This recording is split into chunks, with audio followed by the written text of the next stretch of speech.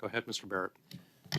In response to a previous question, you said the app cost $6.3 million. Was that at the conclusion of your time at CBSA, or are you saying that that's the cost of the app? Thank you for the question. That wasn't the answer I was trying to give for the cost of the app.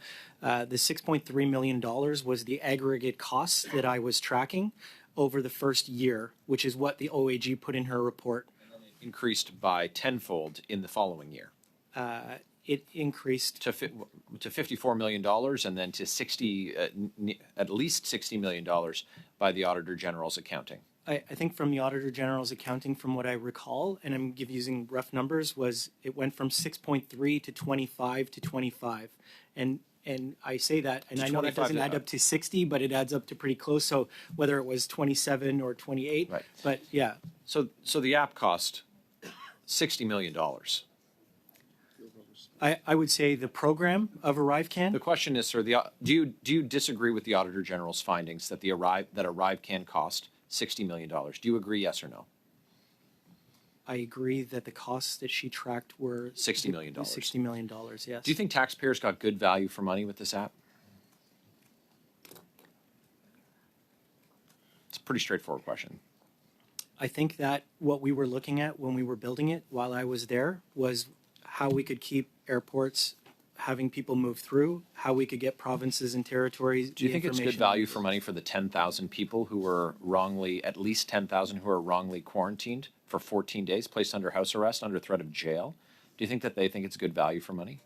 Quarantine didn't even exist when I left, and I guess I would say that through that question, you can see the complexity of what got created in in the decisions that were made by FAC and CBSA and others. A very expensive product that failed Canadians in a terrible, terrible way. In your opening statement, you said you believed that people were being extorted for government contracts. Who? Just the name, please. Who is being extorted? Go ahead. I can answer that. What we said, and it's not what we said, it's what CBSA said, that the services for sharing the misconduct report was in exchange for contract services. And for participating in the interview... Looking for the name, sir. Ratika Dutt and Amir Morajev are the owners of Bottler. They're the ones who put in the allegations initially. They sent them to Aaron O'Gorman and leadership. Okay. And then they asked for a contract to be able to give the misconduct report and another contract what tech to would participate. GC Strategies have been able to showcase in the bake-off that you mentioned? Thank you for the question. I wasn't there and I'm not 100% certain, but I believe there was a company in Ottawa that they partnered with that was huge into data and analytics and had done some work at Transport Canada. And so there were two companies, and I think they showcased what they were capable of doing and what they had done before.